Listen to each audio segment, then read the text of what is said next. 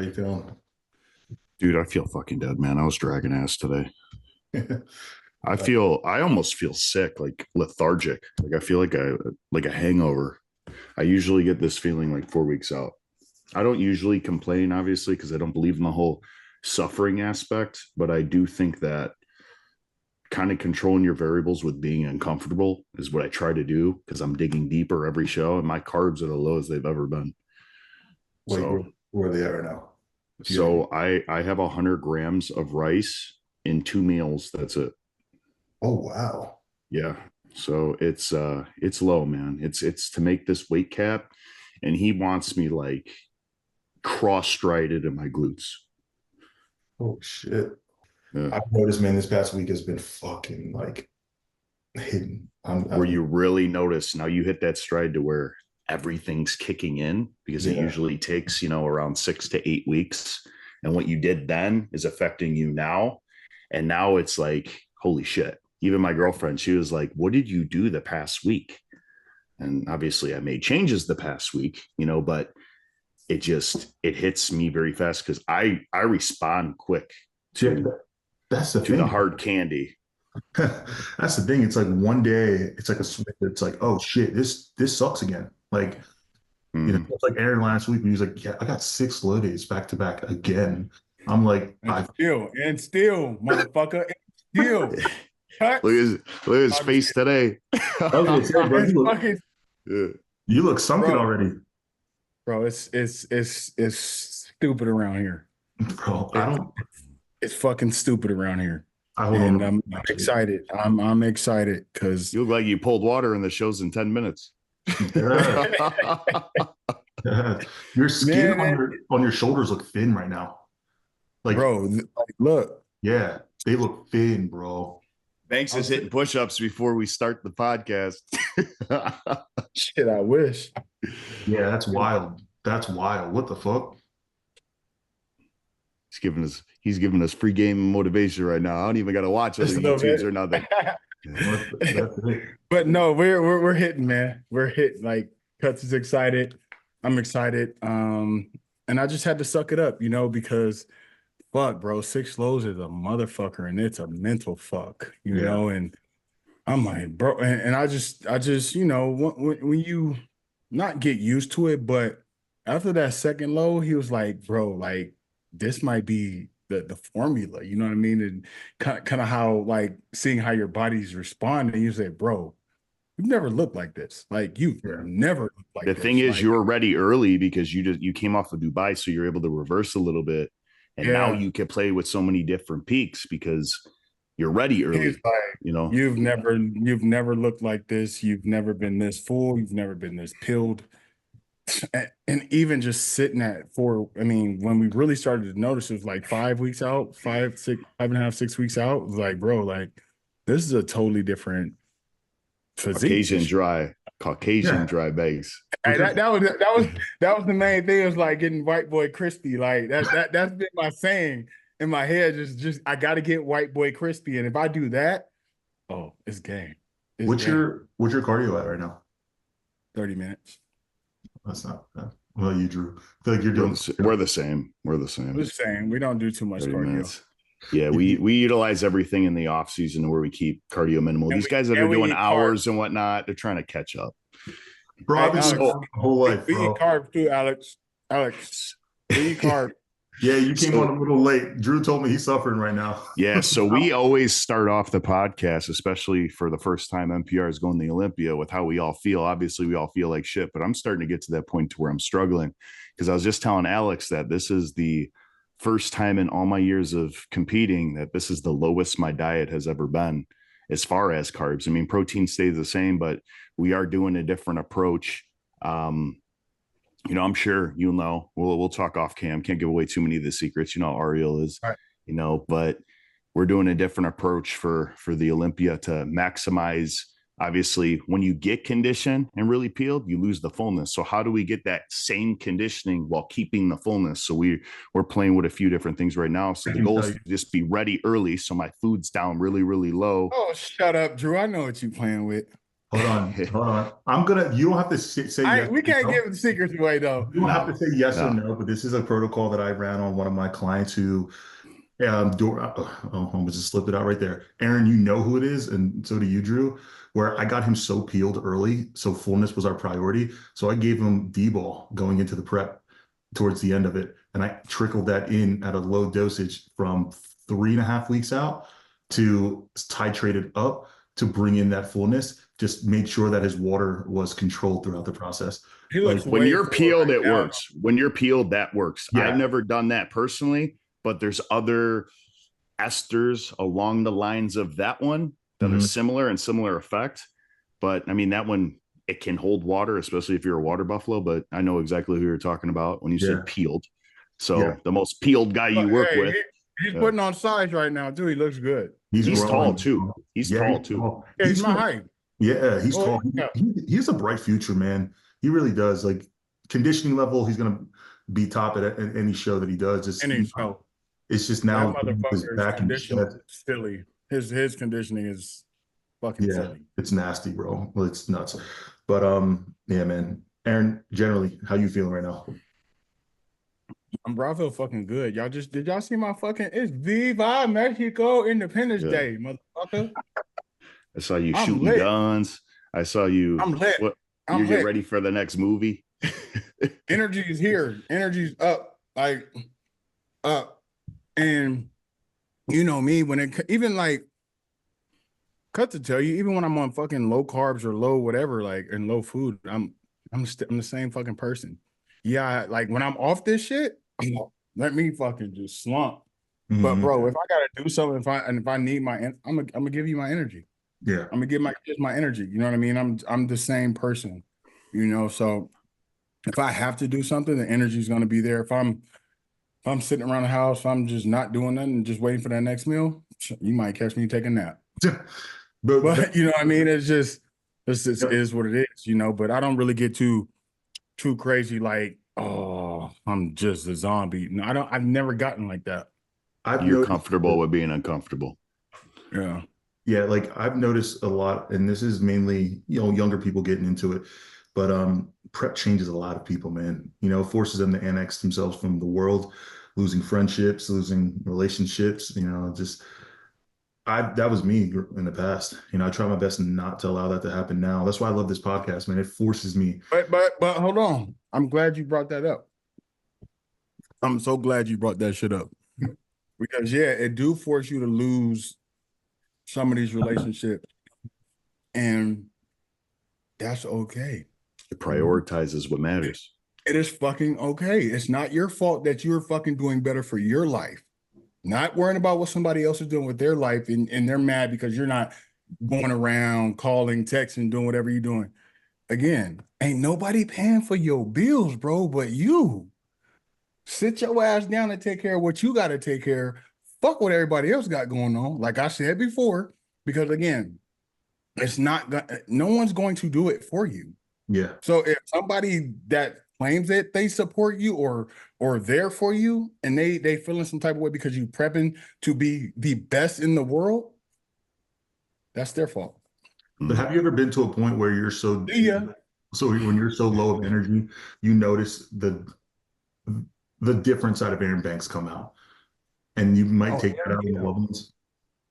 Never really took it out on my loved ones, but it's just more like if you Sure. ask me a dumbass question, I'm gonna give you a dumbass answer. Irritation. Like, Patience. Yeah, yeah. You know, it's not like I'm just taking it out, but don't ask me no stupid ass question and then expect me to just be like, okay, laugh it off. No, I'm finna fucking I'm going It's in. funny you brought that up because I was telling my girlfriend the other day I gotta stop doing lives when I'm about 4 weeks out. Why don't you think I do that shit no more? Bro, I don't do that. Hey, that was the bait. That was the bait. Like, oh, these motherfuckers, Brandon said this or Andre said that. And they fucking they nitpick at me, right? And I'm like, you know what? I'm not doing no live. I notice I start snapping off. Because I know, like, once you tell me somebody better than me or you say some stupid shit, Oh, let's go. It's like, why are you on my live? This is my story, my live. You're choosing to watch it, but you're coming in here to stir up the pot. But it's always the guy without a profile picture, right, Alex? Always. It's always the guy without a profile picture. Get off here, go update a profile picture. Let's see what you look like, Boy. But then it becomes a comparison. Then they'll be all like, why does my opinion matter? I am a nobody. I shouldn't bother you. And then they go on the offense of like, why am I getting you so upset? Because, I'm a nobody. So why do I matter? Yeah. It's like a circle clusterfuck, but that's something that I'm glad I have experienced. And I was telling Maria the other day, I said, I get the weirdest, strangest DMs, the stupidest questions, people wasting my time. And I don't know who's a time waster, who isn't. I got to actually communicate with them for a little bit. I can only imagine what you get, Alex. I can only imagine what you get, Aaron, or these guys with 5 times, 10 times my followers. It's just people coming in the DMs just to waste time or wanting free advice. And it's like, hey, am I going to ask Michael Jordan and expect Michael Jordan to get back to me on a jump shot or something? I had somebody for Chula message me this morning, their order number, like I was customer service. They're like, can you check on this? I'm like, dude, I'm a sponsored athlete. I go, I don't know what you're trying to do. I'm not customer service. And obviously I'm a business owner of Manifest. I get maybe 10 questions a day. Hey, what are you guys going to restock? Or is this colorway sizing? After you say when it's going to restock, or in a live when it's like, hey, I do this much cardio. How much do you do? This much at this level, at this. And then there'll be a guy 3 minutes later who says, hey man, how much cardio are you doing? And then I come off as a dick because they don't realize I just answered it 5 times, 5 different ways. Yeah. But if you own live, a lot of people won't hear it. They screen record. When I go live, that part too. And when I go live, it's like I answer it, and then it may be like a minute or two later, somebody else will answer it, and then they'll flood me with the same exact question like 10 times because I didn't answer it. Mm-hmm. And then it's just like, me personally, I get the DMs, and I am that. I started this when I was a rookie, and I think it is like something I shouldn't have done. But I'm always the one who's responding back to DMs and shit. Like, you open the door, so expect the response. And I've always done it, and I still do it. And I pulled back a little bit, but bro, just because I reposted, or if I say, yo, good job or whatever, like, get your money, like, just small shit, do not message me again. Trying to like talk to me like I'm your friend. Yes, respect, got it. But bro, I am 4 weeks out. Don't fucking send me a novel. Don't send me a novel, bro. We're all on the same page. Yeah, listen, we're not trying to complain. I love my fans to death. That's why I do reach back out, and I do give back, and I do read these DMs. That's just because of just who I am. But bro, it gets to a point where got too many. Come on, common sense. Yeah, especially with the physique updates, bro. Or hey, they sent us photos of them like a couple weeks out or whatever. Posing, yo, which should I do? Like, that's why they'll send in their stage pictures, and it'll be a picture from an angle. Videos I got. I get like, bro, this shit is crazy. That's because of men's physique radio, because we do ask them to send in. It just, I think they expect to get a response right away.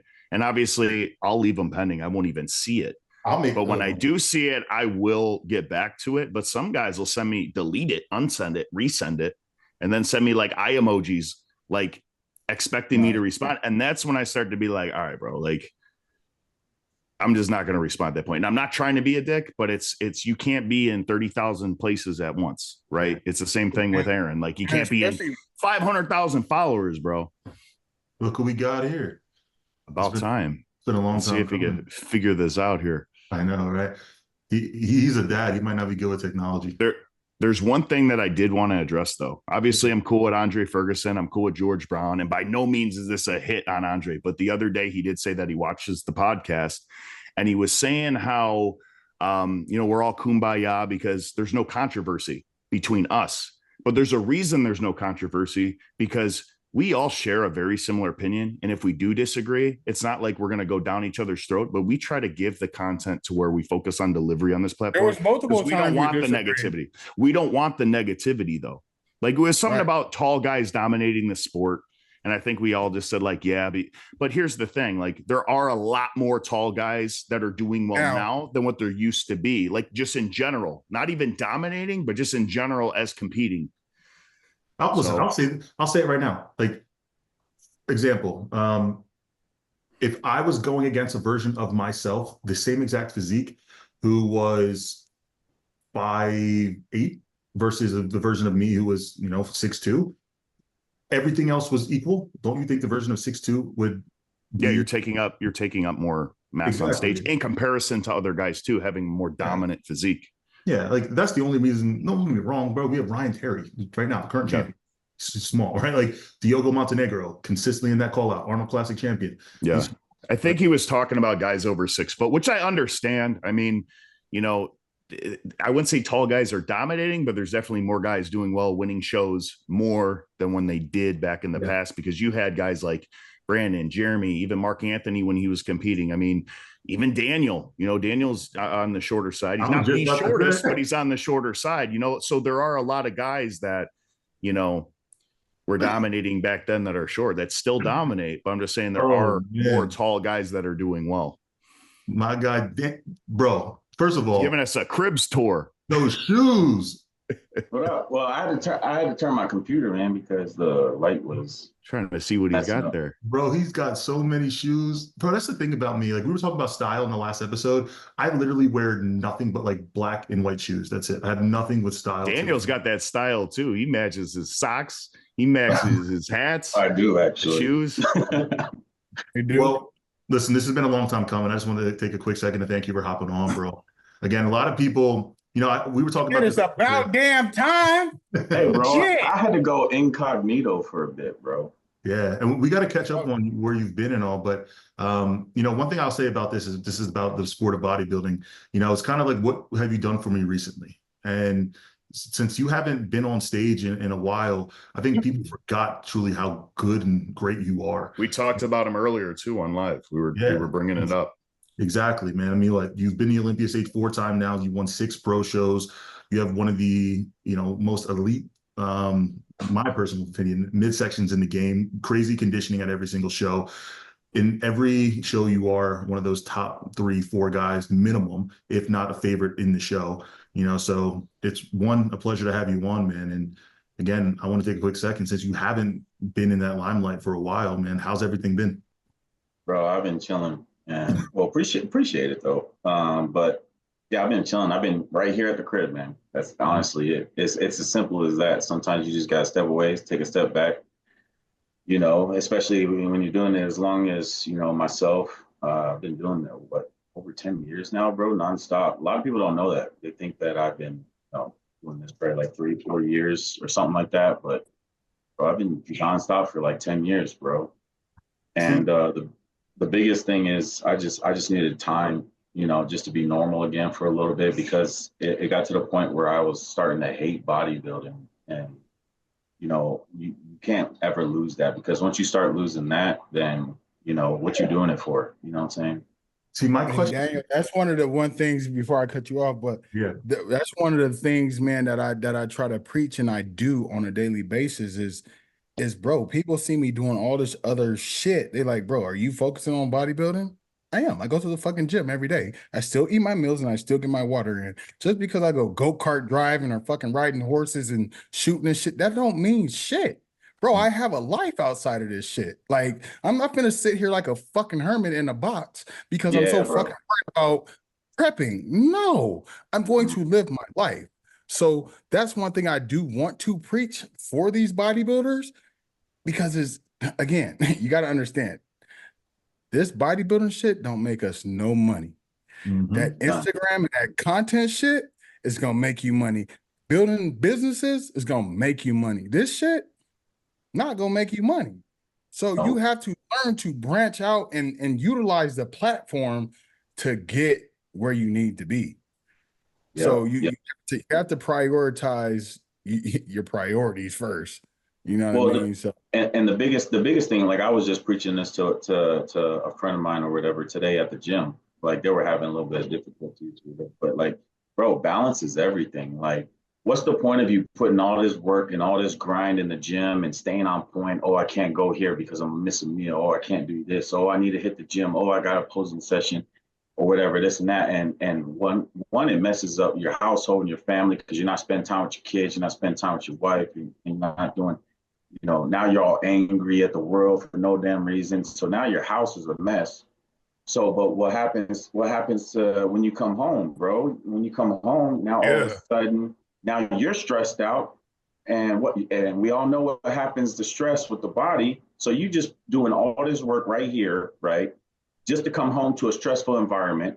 And now they just colliding against each other, bro.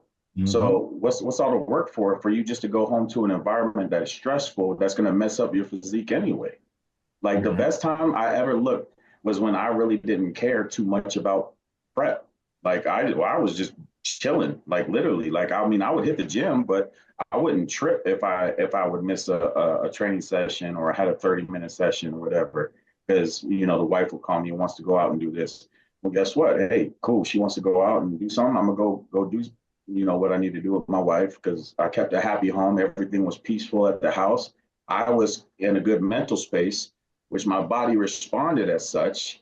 And what I would do is if I needed to hit a late night gym session, then I would do that or whatever the case is. But I kept that balance. And that's what's key. And that's what you're talking about, Aaron, is that balance, bro. Like a lot of Balance people, is they lose their self in this bodybuilding stuff and they don't live it's life. crazy how people lose it. Like and I see some of these guys' pages every once in a while. I'm like, bro, it's just fucking flexing videos. It's just like, what the fuck else do you do? Like, bro, this shit is mad irritating. Like, do something different.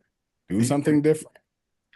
You Because I know, know some of these guys got sick personalities too. Like, bro, we have a lot of characters that are in this men's physique division, but they don't showcase it. Like, I'm gonna showcase my shit. Like, what? absolutely. Yeah. And that's the thing, bro. Like, and this is why I really wanted to have you on. Well, one of the reasons, you messaged me a handful of weeks back just checking in on me, right? And you kind of called me out on my shit where it was like, hey man, don't forget to actually fucking enjoy it. Like I was kind of feeling the pressure of the Olympia stage and there's so much opportunity. And I told you there was things that were being put on the back burner. And, you sent me a voice message and was like, bro, your priorities are always going to be your priorities. Like, you know what I mean? And this kind of gave me a clear understanding of what was truly important and was very ironic. That was during a point in my prep where, bro, things weren't moving. Like nothing was happening. Like it was just a headache, Yeah. like nothing. As soon as I started to conceptualize that thought process, bro, things were moving, body changing, mental into such a better spot. I don't know what it is. I think God works in mysterious ways. And I don't know why it was you that he felt like to send my way. But as soon as I got that message, bro, like it kind of put a calm over me. I was in the gym and I listened to your voice message and it just put a calm over me, bro. And I would never Yeah. forget that. And that's why I was like, you know what? The way that you think about certain things, the way that you communicated that was the exact reason why we needed you on the podcast, to educate some of these people, because there's a lot of young guys who watch this sport, man, and bodybuilding to them is everything and the only thing. And I get DMs all the time, bro, about people quitting their job or wanting to quit their job. They want to move to Houston. They want to move to wherever, right? To create, a foundation of bodybuilding, which is Yeah. awesome. This is awesome. But I always say, man, bodybuilding is what you do, not who you are. And the second you get lost up in it is when you're truly going to allow this sport to dictate your happiness. When that happens, and everybody here knows you lose more than you win. Yeah, Absolutely. exactly. And I say it all the time, man. You gotta put bodybuilding around your life. Your life is the center, and surround bodybuilding around that. And a lot of people, they got it mixed up, bro. They surround their life around bodybuilding. Bodybuilding is the center, and then they surround you. That's the opposite, bro. Because once you lose bodybuilding or you're not don't do well, and you put that at the center, guess what? Everything else falls off around it. You know what I'm saying? Which is what you got around it. You got your life around it, so your life is gonna fall apart, bro. But if you have your life as the foundation, and bodybuilding falls off, guess what? You still got your life, bro. Like, you know what I'm saying? So, I mean, before we transition, man, like, and that's the thing when, when I lost last year in Chicago, after coming off of 14th in the world Olympia, which, was honestly I wasn't even happy about it, but it's kind of crazy to think that I wasn't happy after at least placing at my first ever Olympia. But regardless, I was like in a little bit of a depression, like didn't really know the direction. And I realized that's because I let bodybuilding dictate my happiness at that time. When I can truthfully say my expectations for this Olympia is very high, but I can also say if I place dead last, it's not going to tear me down like I used to. It's not going to do. It's not. I love this sport. It's a passion of mine, but like I said, it's not who I am anymore. It's what I do, and it's a way for me to feed my family. So, and nobody's going to take food off my family's plate. That's how I look at it. But it doesn't change the fact that, like I said, I still get to come home to my family.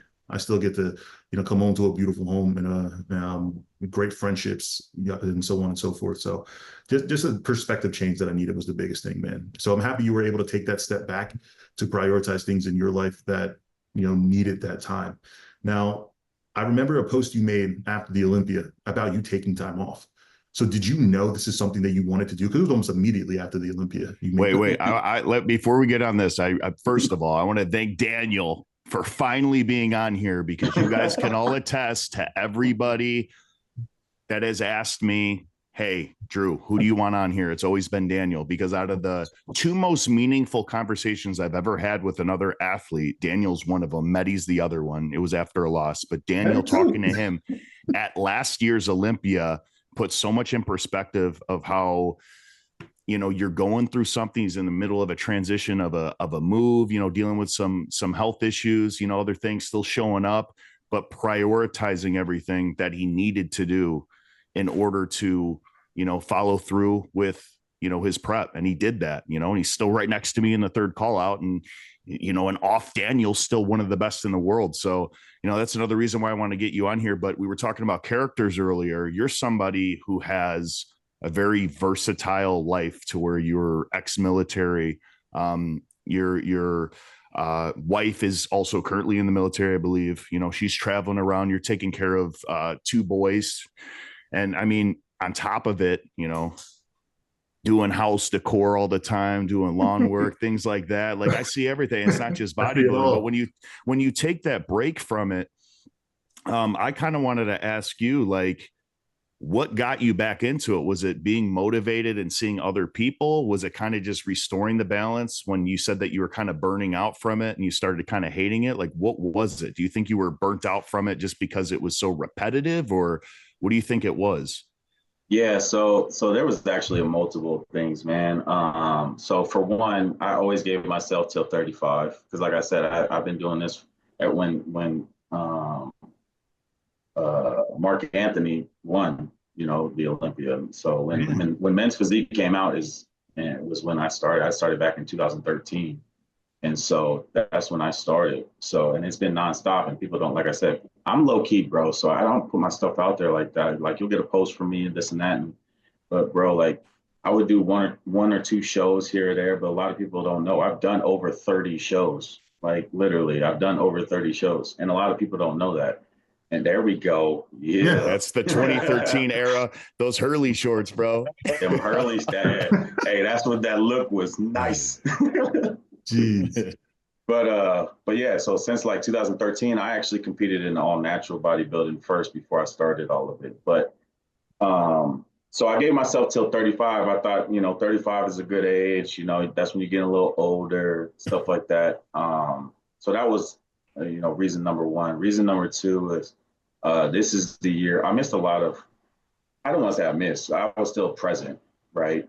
In a lot of my kids and my wife's activities and things, but the difference between being present and being there. There's a difference, what I'm saying? And so I just wanted to make sure that. So my oldest, he's in high school now, right? So when these kids, especially boys, when their balls drop, bro, you gotta. There's a life happens in that house. Fast, bro. Life happens fast for these kids, especially in the world that we're living in now. And I need to be there. I need to be present in his life to make sure he doesn't go down the wrong path. Mm-hmm. And so And he's always wanted to play basketball and stuff like that and make the team. So that was another reason, bro. Like I was like, all right, you want to make the team? I'm setting my sacrifice. I'm sacrificing my stuff, and I'm putting that to the side to make sure that you get what you want and you go down the right path and you make the team, which he did. He just tried out and he made the team for his basketball for his school. But I just wanted to make sure that happened, and like I said, be present, and that also for my youngest too. And then give that time back to my wife also, man. You know, a lot of people talk about the sacrifices that we make as athletes. In my opinion, it's the spouses and the kids that make the most sacrifice. And so they sacrifice their time with us. You know, they sacrifice, like, for example, my wife, she was always making meals, making sure I was on point, making sure I was up and stuff like that, dealing with my attitude and everything. And missing dates and all this other stuff, bro. So like I wanted to make sure that I give her that time back as well. So that was another reason. Then obviously you guys know the health reason. I just need to get healthy. Like I said, I've been doing this 10 years straight, bro. And it's not, this sport is not good on the body, you know? So I'm 100% disabled from the military. So I got tons of injuries that would always flare up. And then the cholesterol issue and the heart disease came up and all this other stuff. And so you have vertigo, right? I got, bro, you remember name it, I remember you talking about it. I remember at Optimum. Yeah. One of the years you were talking about it on an interview. And hey, dude, I was a fan before, you know, when I was first in the pro league and I was next to you on stage. And that was a first call out banger back then when Rodriguez won. I think you won Texas the week before. It was Clarence, it was Charjo, you had Arya in there. There was a lot of hitters back then. And that was one of my first call outs. And I just remember being next to you. I remember seeing you. I think I was like stuttering when I was talking to you. I'm like, Daniel, I'm next to Daniel on stage, you know? So it's kind of cool to be able to have a platform now to where we could all talk. And honestly, in the sport, man, we're more similar than different. A lot of us have a lot of the same goals and the same structure for the most part, other than having kids. But I think it is a good thing to utilize this platform to kind of give people more of an insight of what we're actually doing. Because you said you've been competing for over 10 years, but you're low key about it. People probably just saw you on the scene as a guy who's winning shows, going to the Olympia, but they don't see the years that it took to get to that point. They just see you for what you are now, you know? So being able to kind of explain that and talk about your hardships are where the actual champion mindset comes from. Yeah. It's special. And, you know, before we jump in, because I do want to, you know, go over the San Antonio Pro, you given people like you and Aaron have forced me to take a step back to really, you know, decipher what's truly important. And I told these guys on the last episode, you know, we got asked the question, would you miss the birth of your kid if you were a top contender at going into the Olympia? And I, without a doubt, like with no hesitation, said yes. And that's when I realized, crazy, right? Crazy, bro. Crazy as hell. But that's what I'm saying. And that's the moment that I realized, you know what? I was dead serious when I said that. And that's not okay. So like, I do need to take a step back. And I had a conversation. My wife laughed about it, but she also knew I was fucking serious too. So like, it was a thing where I was like, my perspective needs to change a little bit more, you know? And I need to start controlling my, what's more important to me, you know? And, you know, that's why I'm saying I'm taking some time off next season.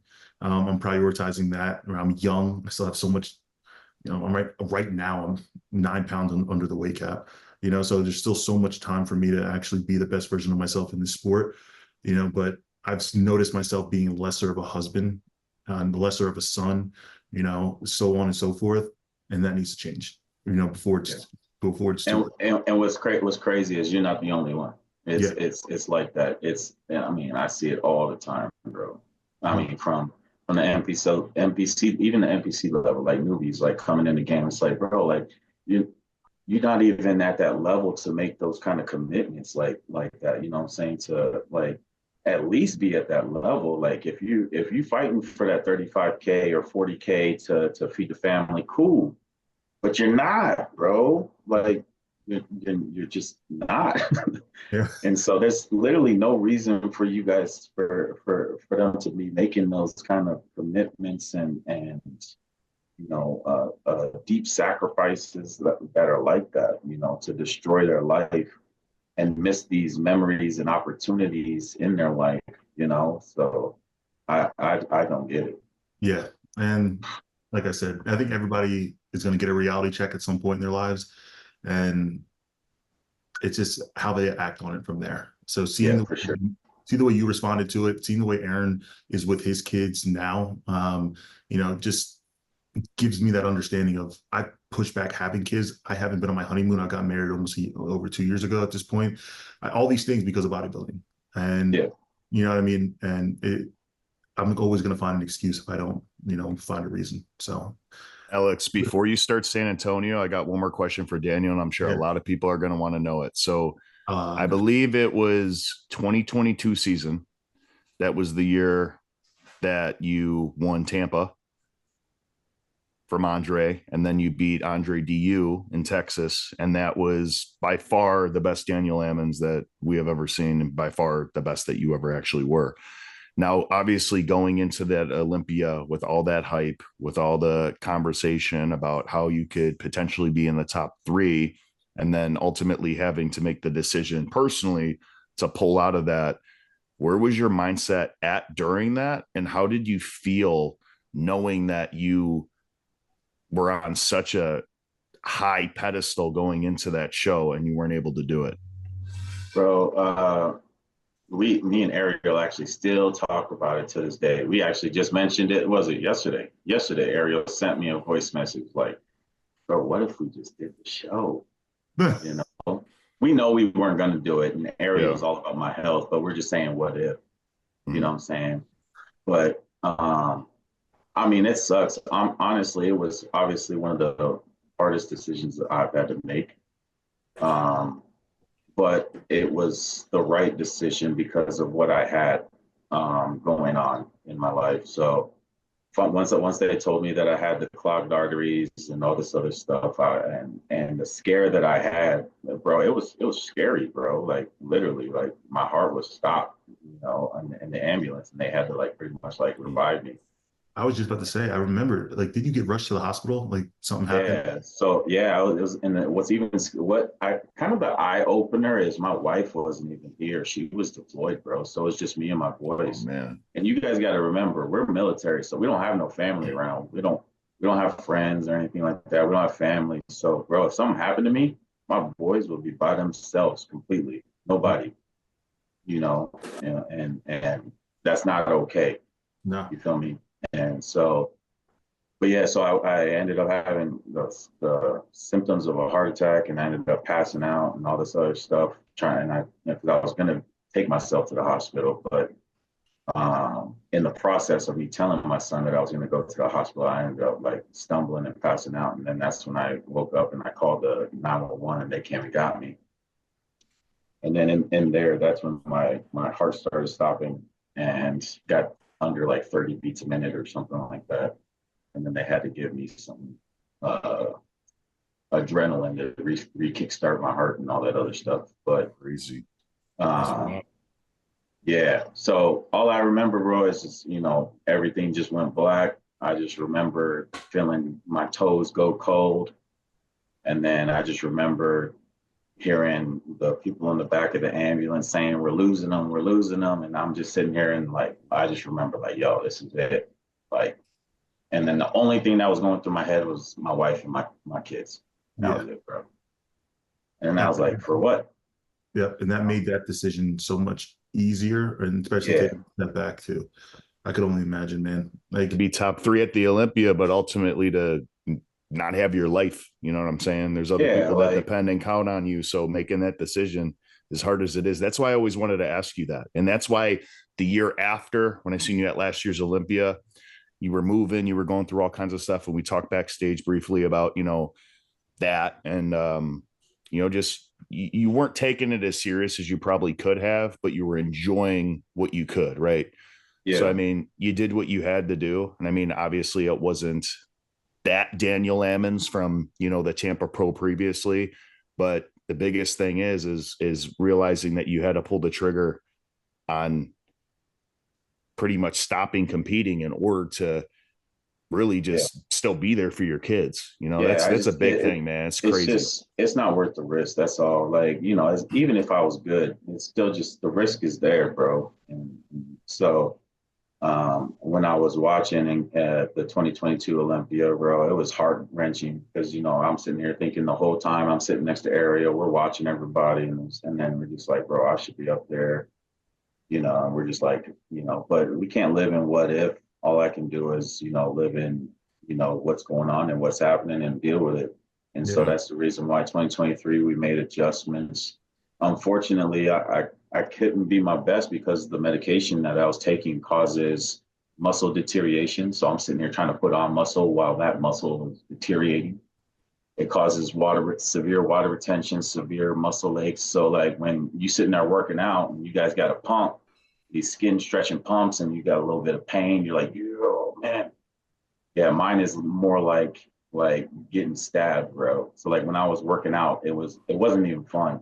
And that's what I was telling you, Drew, backstage bro, it wasn't even fun no more. Everything was just painful.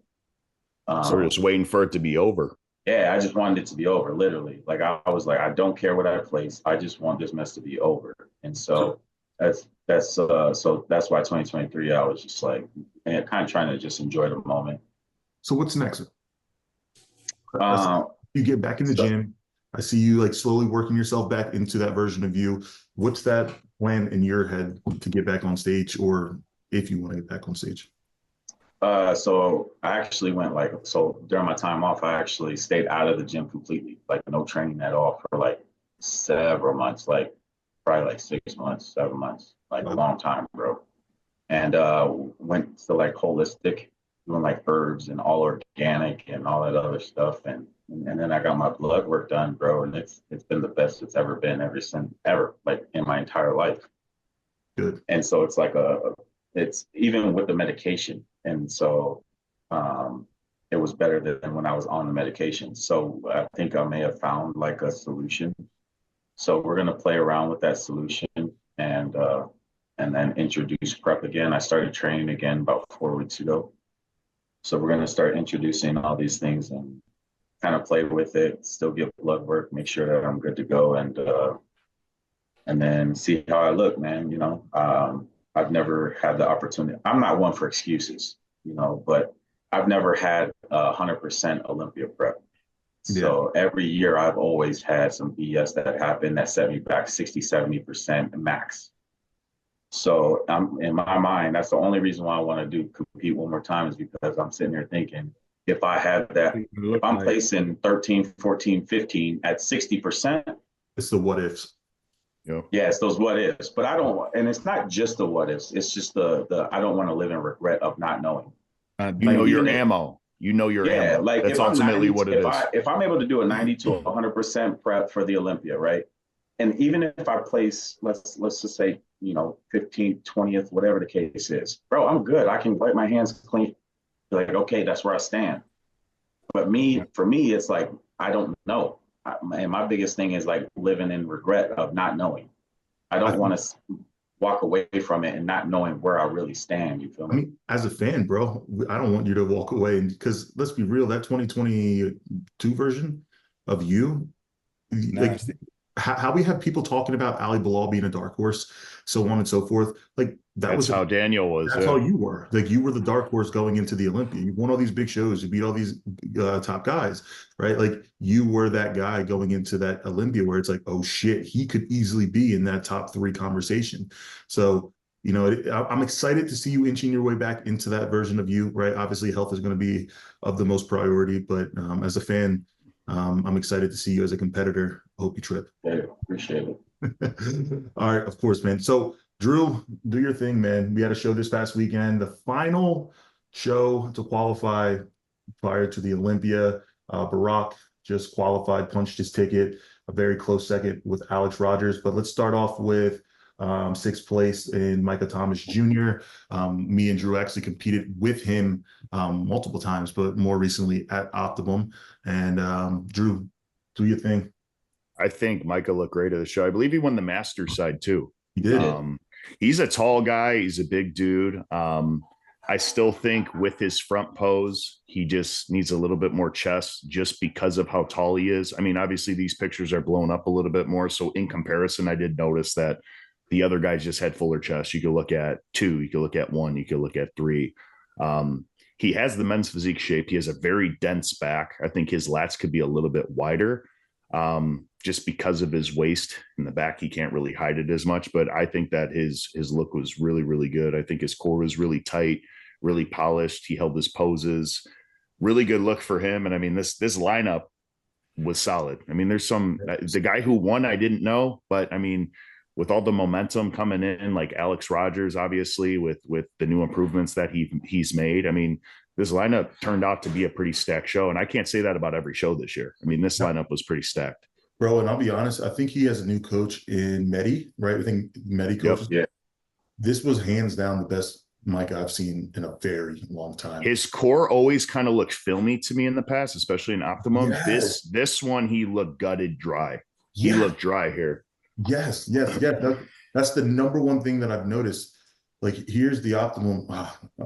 It's hard to see in this photo here, but you can, like, his midsection was always like his obliques were in, but a little washed. Yeah. Midsection wasn't in. And it always just kind of left like I don't know how to explain it. It just wasn't. Yeah. You could see it. You could see it here. Yeah. Like, here's his posing routine. Yeah. You could see it a little bit there. Yeah. Like, it wasn't as detailed, but you can see his obliques were in. But seeing this video compared to where he was, you can see the vascularity that he has through his abs, his lower abdominals, and he looked like he pulled his shorts up a little bit too because he does have a longer torso. I think that actually does him more justice with the way that his body's shaped. Really adds more taper. I have a long ass torso too. Now you got me wondering. I think it's the way that his abs are shaped. It's just what looks appealing to me when I look at the differences between these guys. Yeah. Obviously, it's a little bit subjective in my opinion. But, I mean, you look at Bassa, it looks good on him, but they have a completely different core and torso. You know what I mean? Well, again, Micah Thomas, to me, I was very impressed with. Better version of himself that I've seen in a very long time. He's a previous Olympian as well. So go to his back. Yeah, I was there at the show, and I saw Micah backstage, and he looked nasty. Yeah, it was the best that he's looked. Yeah, he's hard, vascular, dry. I mean, Medi's got the right protocol. Yeah, shout out to Medi, man. Brought him in crazy. Second place or fifth place, we have Bassa.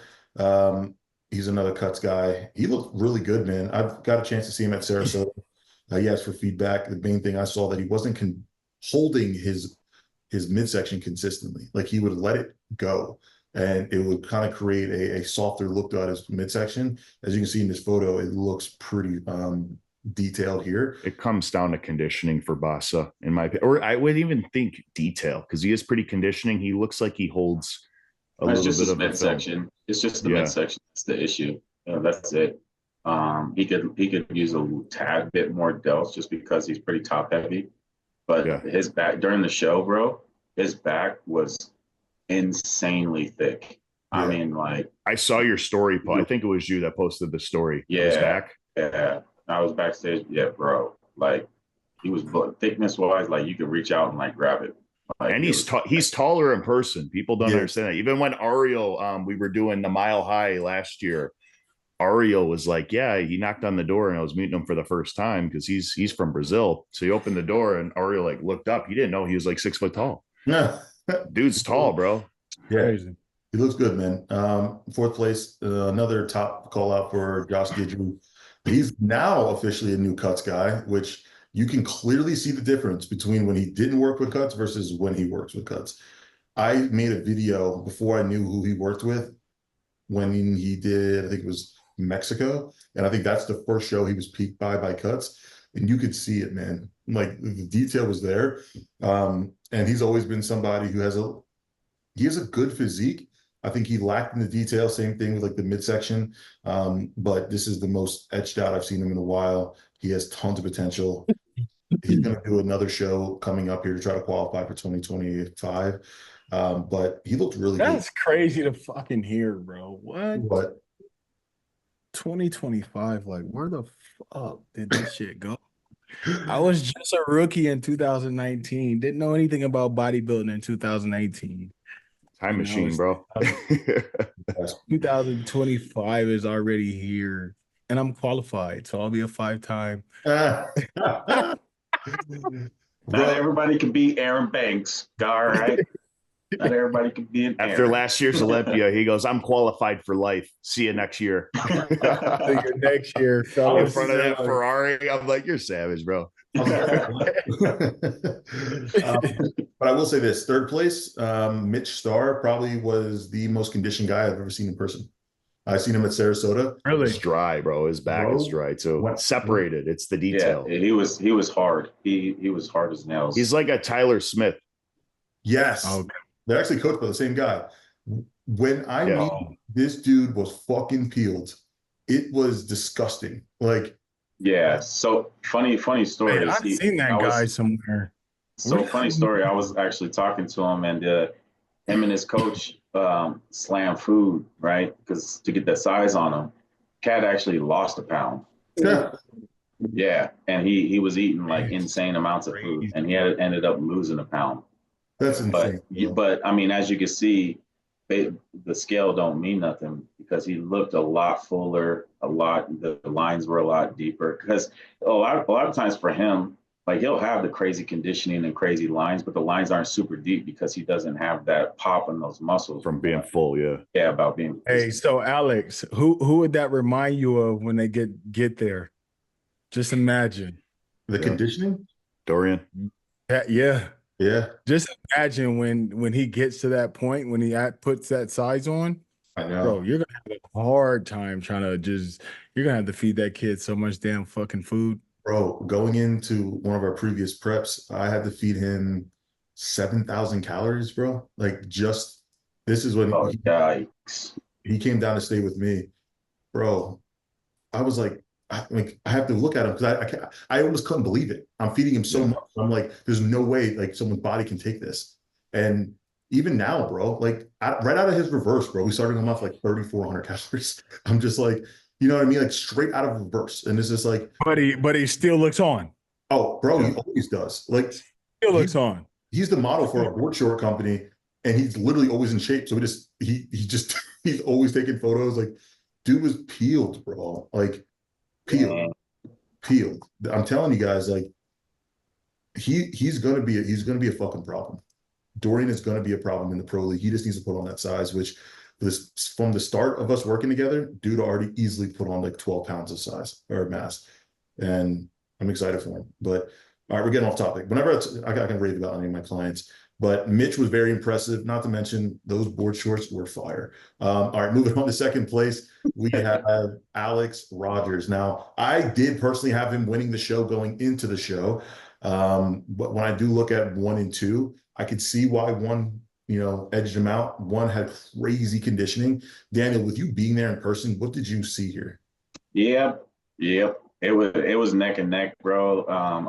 For one, a lot of people had Alex winning because not too many people knew about Barack, But with that being said, bullshit. When that name been ringing, and if they know, they ain't paying attention. The name has been ringing.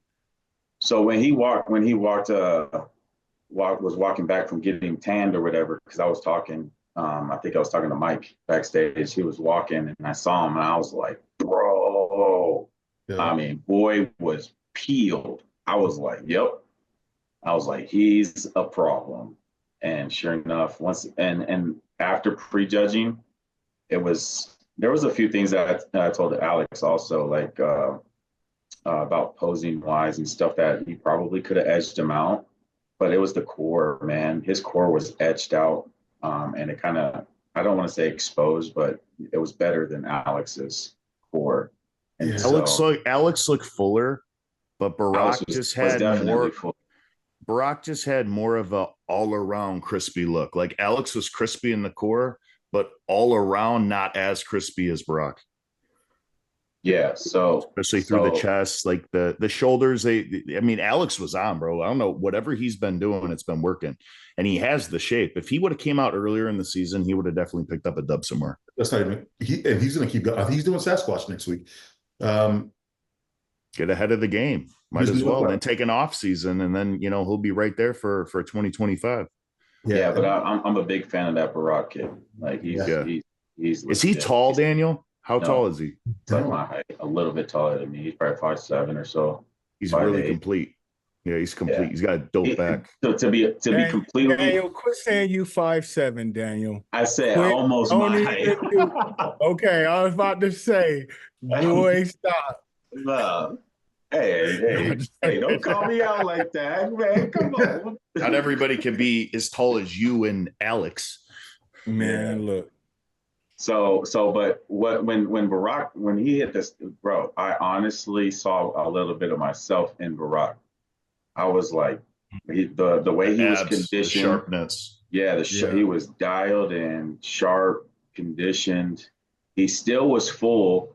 The only thing with Barack is he was posing a little. He was doing himself disservice even more so with his posing, because he would like roll his shoulder forward like this. Yeah. And it would sink in his chest a little bit, and it would make him look smaller. So as you can see in the video, as he turns back around in his pose, you're gonna see him roll that that front hand. He's gonna roll that shoulder forward. See right there, he rolls it slightly. So real quick, so notice that. See how high his hand up is on his waistline here. He could drop, dude. He doesn't need to cover an inch of his obliques. He is so peeled. He's like, he needs to show as much oblique as possible. He can drop it closer to his waistline instead of being at the midway point of his actual stomach. And then notice, because of the angle of the arm, he's like engaging his chest in his front shot. So when he's engaging his chest, it makes it look smaller. And now, don't get me wrong, it looks good here, but like you'll see it in the photo that, the placings.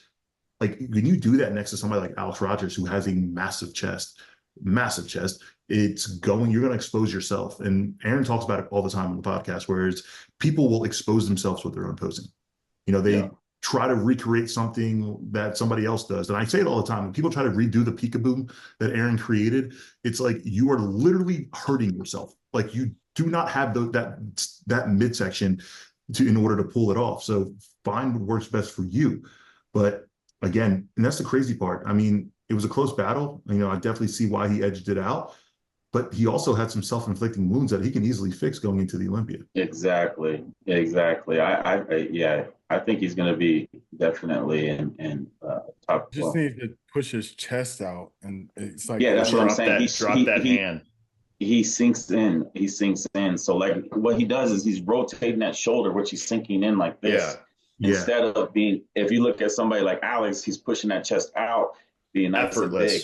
Exactly. So you got to be able to, if you put your hand on your hip, you got to be able to have your chest up high. A lot of people, they'll put their hand on their hip and then they'll rotate it forward and shrink their chest down.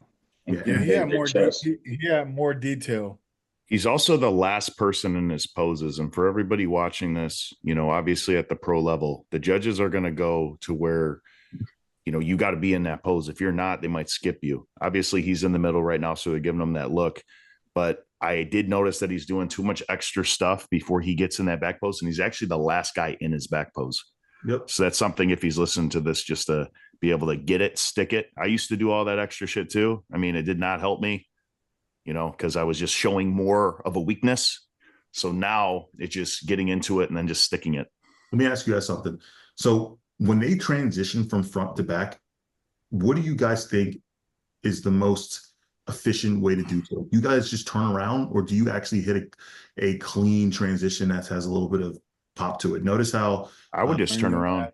Notice how Barack just turns around, like just kind of no personality to it, which is fine. Well, do like a two-step to make it look like it flows. Don't be robotic or just be like unprofessional. Still have it smooth. You don't need to do your transition that you do in individuals. You know what I'm saying? Some people be trying to do their whole entire transition. Yeah, like if you look at Alex Rogers is clean. It says kind of boom, boom. Yeah. Even he's still doing a lot. You don't even have to do too much. Because again, you go look at the top 10 Mr. Olympians and see what they do. They turn their eyes to the front. They're the first one in that pose. I actually studied Brandon on that. Brandon don't do shit, bro. Like he just turns around. He's a statue. Until 2022 when he was being extra.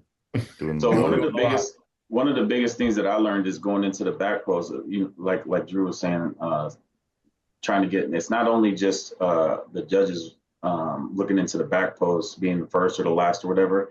I always wanted to be the first in my back post because you're set, and when them elbows are hitting and everything, and they're not gonna spread us out, bro. If I'm already in my post, too bad for you. I ain't moving. Like, so you screwed. So now the person next to me, he got to be all wonky trying to pose like this. That's your fault. You should have gotten your back pose first. And that happened to me at the Olympia. So like, get your ass around, open that shit up. I'm telling you guys. It's a good point. It's a good point. Because once you try to move backwards, Tyler ain't nope, get your butt back on that line. And then you're throwing yourself off setting, because there's so many times that I've, hit elbows and it throws you off, and then you realize you're pinching in a spot to where you're not even opening up all the way. And right there, I mean, that was one of the first things I learned, bro. As soon as I'm like, bro, I'm sitting there pinching because I'm trying to be nice, and bro. So as soon as I turn around, I'm wow, gotcha. Yep. I'm not moving. They'd be like, hey, scoot over, bro. I'm like, I'm good. I'm good right where I'm at. Until Tyler says get on that line, then you just hold that pose. You ever notice how Andre will not get, he don't give a fuck. He won't get into a shot. Like he'll he won't move out. Bro, watching him on stage is so funny. He has so much, he's just so much confidence because he's been there, where it's just, I will never forget when I saw him at Tampa when you guys were going head to head. I was there in person. Dude literally got off the stage. He got off the stage and sat down in the front sat front row. I was like, no fucking way he just did that. No way he just did that. I was dying, bro. But then he just walked right back on stage. I was like, bro, you got some confidence, man. Like, he's just a veteran. He's just comfortable on show. He's just comfortable. I'm like, Jesus Christ. I love it though. But yeah, again, nonetheless, this was a really good battle, man. I think Alex Rogers and Barack really gave each other a run for their money. Really impressed with Alex Rogers this year, man. Like I said, prime example, he took some time off from last season, came out closer to the end of this season, and really prioritized some of his strengths and weaknesses. Now, I will say this, another thing, kind of going back off what we said earlier, he took time off to have a kid. He took time to prioritize family. He got healthy, right? He did his proper health protocol, so on and so forth. So he actually came to my house after Sarasota. We caught up a little bit, and he gave me a rundown on it. And it's really cool to see, somebody who's, again, prioritizing their family, prioritizing the long game, while also still being able to get back and be a better version of himself by taking that time off. So there's another, example of people doing that. How old is Alex? 28. Oh, wow. Yeah, he's young. I think he's the second kid now. But again, still to me though, the shock of the show is Mitch Starr. I'm looking at his physique, man. It's still catching my eye every time. He has to glow the lower back. His upper back is really fucking solid. He's just so tall that I think that he doesn't have as much size yet. And you could just tell the dude has a crazy metabolism. Yeah, he just has to fill out his frame still. But he had the best back in the lineup. Yeah. But you can see right there, Bassa, how big Bassa, he's right next to Mitch right there. Bassa's wide, bro. Bassa's back was ridiculous, bro. When I say it was, literally, it was like slabs of meat. But look at this front shot is clean, man. He takes time off, puts on 5 pounds of tissue. He's going to be a problem. He's going to be a real problem. Like you said, a very Dorian-esque physique. But overall, really impressive. And I'm curious to know what you guys think now. This is the last qualifying show of the year. After this show, we had one other show, I believe, the same day or the day after, which was overseas. And I forget his name, Alex something, the tall guy. He punched his ticket. He qualified. I believe that puts a total qualification at 63. And I know we've all been pretty vocal kind of about our stance on this, but what do you guys think about this one current Olympia list? And I'm more specifically, Daniel, I want to ask you, because I know you actually talked about this briefly. Where's your head at with this list? Do you think that Olympia needs to clean this up? And if so, is there a way in order to do so? It's dumb. It makes no sense. I said it the first time during that the same one 2022 where I had to sit and watch And all I heard, everybody complaining in the stands, bro, all the fans, they were like, yo. And then literally, like, it's losing attention. So not only are you losing attention from the fans, ain't nobody trying to sit through 60 some athletes dance on stage. Like, let's be real. The second problem is the judging. Like, I don't care how good of a judge you are, you cannot accurately judge 64 people, 63 people, whatever. You cannot. And so that makes the judging a lot more difficult and probably going to be inconsistent. Yeah. Because you have no choice but for people to be lost in it. So, you know, you gotta, if you're trying to be in that top, you better be memorable. You know what I'm saying? You got no choice but to be memorable, and that's the thing too. Like, for example, me, like, you know, I'm always one of the first one, me and Aaron, right? I hate when Aaron's next to me, but but so if I'm coming out first with 60 some people and I'm, you know, do my thing and I'm spot on, now they got to go through 59 other athletes. I got to be super memorable for them to remember what I look like, you know what I'm saying, when I came out first. Mm-hmm. So I'm not a fan of it, bro. And it's watering it down. It's just the same thing as the pro card. Everybody has their pro card. So saying that I'm an IFBB pro means literally nothing nowadays. It's getting to that point after the Olympia. Hearing I'm an Olympian is losing its weight. Like, literally, it's losing its weight. It's like, okay, oh, you're an Olympian too? Me too. You know, it's like, because now they're trying to qualify so many people. You know, and I understand it's a business, but there's better ways on doing it. Whether it's a pre-qual for the qual, you know, like doing a preseason type of. We deal said right the same before the thing the last episode, the same exact thing verbatim. So yeah, we're all on the same page. Or points, or, you know, actually use the tier system. Like, it, for example, your tier 1 show, winners of a tier 1 show, you're straight through. Tier 2, you got to win 2 shows for tier 2 to qualify. You know, your smaller tier 3 shows, you got to win 3 of them jokers. You know what I'm saying?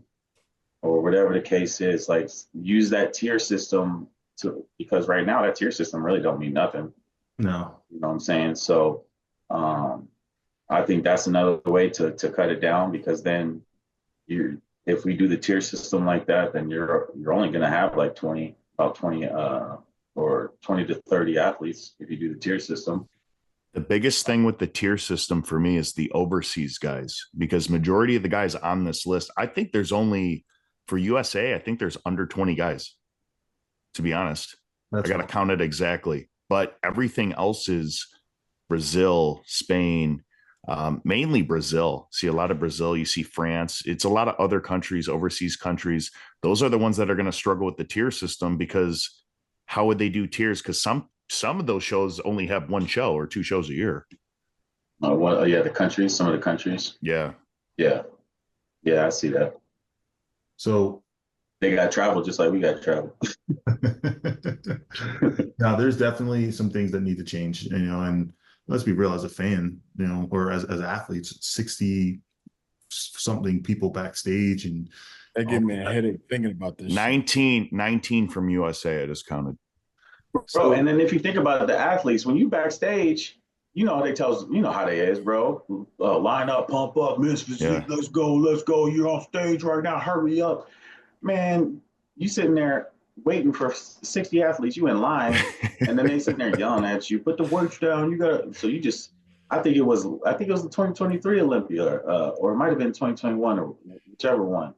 But bro, we doing a full ass workout. Bro, like, we were in line for like 30 minutes. No pump, lost my pump. I'm sitting here, I'm like, I just left the line. I was like, bro, I gotta go to the bathroom. I'm like, yo, how much longer I got? They was like, you about to be upstage now. And I looked, bro. You know what I think that should happen? And I just thought about this. I think for things to change with just like the overall production and like how the show is ran, I think the promoters of the show should be the IFBB. What do you mean by that? It's separated. It's not. It's the Mr. Olympia Productions, and then it's just the IFBB judging it. So I think Oh, it I just, see what you're saying. you see what I'm saying? So it should just Yeah. be one fucking like conjunction. Like there is no other production company coming in to do Yeah. X, Y, and no, everything needs to be ran All under like one association. Everyone needs to be on the same page. When we're at the Mr. Olympia, ain't nobody on the same page. mhm. No, It's all no. over the place, man. It's all Not over. one. So I don't know. I don't know what they're gonna do, to be honest. Like, I don't know. It can't stay like this. It can't. Like Daniel said, there's no way of accurately judging. Even being a fan and watching it, being there and being a competitor, it's kind of like, Bro, damn, you I just want to can't. get on stage. You can't. You do your groups, then you do your individuals, then you do your comparisons, right? You Mhm. do your groups. They pick and choose out of the groups. Yeah, boom. Okay, Aaron, boom. Drew, okay, Alex, boom, blah, blah, blah. By that time, they got their names written down or whatever the case is, or whatever on who they think. Bro, by that time, they got 30 names on a list, right? 30 names on the list. Then they look at through their individual routine, whatever. Like, okay, verify their list.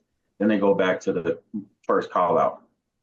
Then now it's just a guessing game. I think Aaron, I think, so and so. Oh, I think like, bro, no, there's no thinking. Like, if it has to be accurate. This is the number one show in the world, bro. Like, this is the most prestigious show in the world. It needs to be accurately judged, not guessed upon, not maybe. It's I not agree. like you have no room to be messing this up, bro. Like, Yeah, so that's the reason why you got to be people. member, and they hold it against us athletes. I mean, obviously we have to and want to come in memorable, but now you really got no choice but to come in memorable, because if you don't, you're going to get pushed off in the back and you're going to get forgot about. So let me ask you this: what is memorable? What's the memorable style of physique that you think will be rewarded at the Olympia? Is it the craziest, most conditioned guy? Obviously, there's factors of all of them, right? Like, what do you think the style of physique that is going to be most memorable? The most balanced, I think honestly it's the most balanced. Who's going to be the hardest, the driest, while maintaining fullness? Well, while maintaining fullness and everything like that, bro. I think it's the balance of everything. I don't think holding one thing is going to work.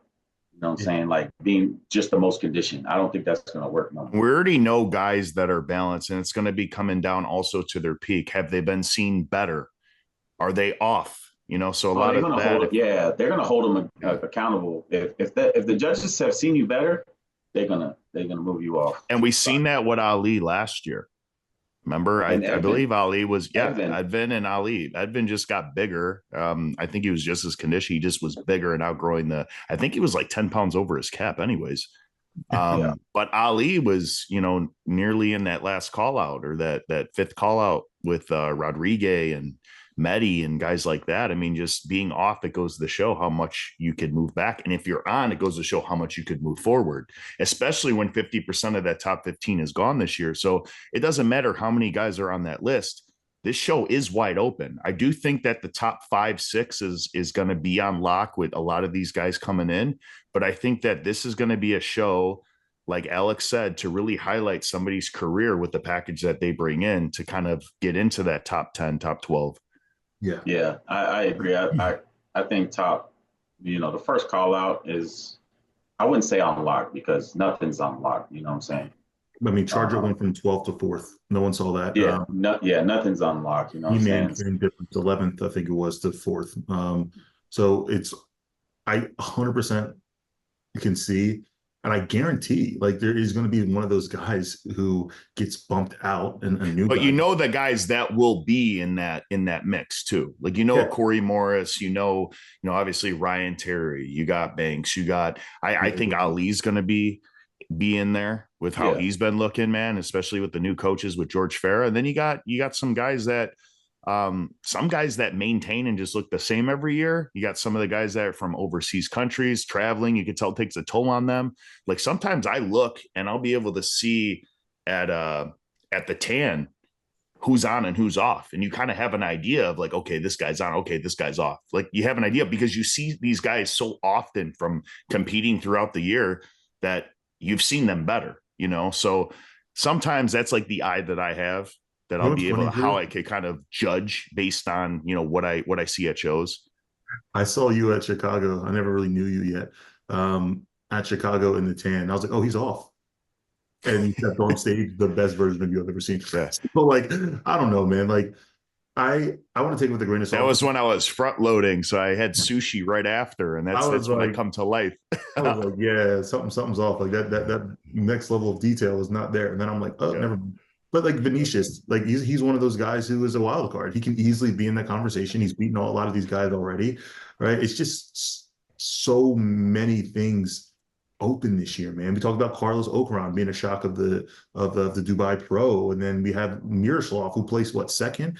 Like there's so many guys here that are phenomenal athletes, and they're Olympians for a reason. But like you said, I think it's a lot of, you know, it's a lot of new faces, and I think a lot of times in a situation like this, the judges might end up leaning more towards people they've seen there at that multiple times. Like they're going to get that look to those people who they've seen in those top tens and made the improvements. Yeah, and you know, when Tyler Mannion says, "I want to see you with a back," and that's where I'm at right now. You bring in a back, and that's all I've pretty much been focusing on this whole off season.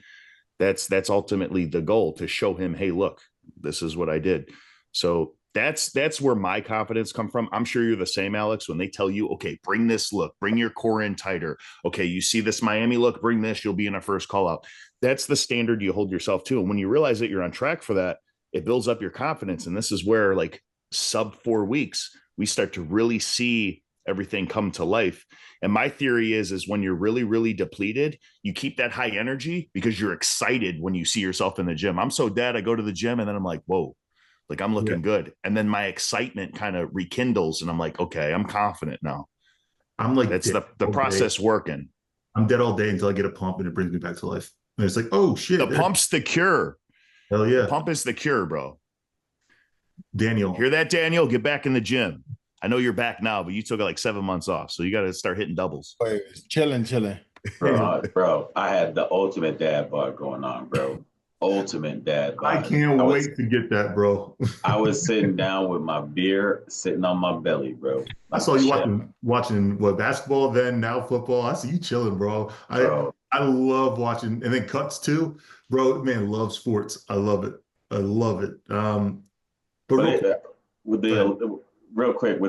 it all goes back to, once again, the 60-some competitors, because you could be on the day before, the day of, you can be dead on right then. But guess what? Because there's 60-some competitors, you got to wait.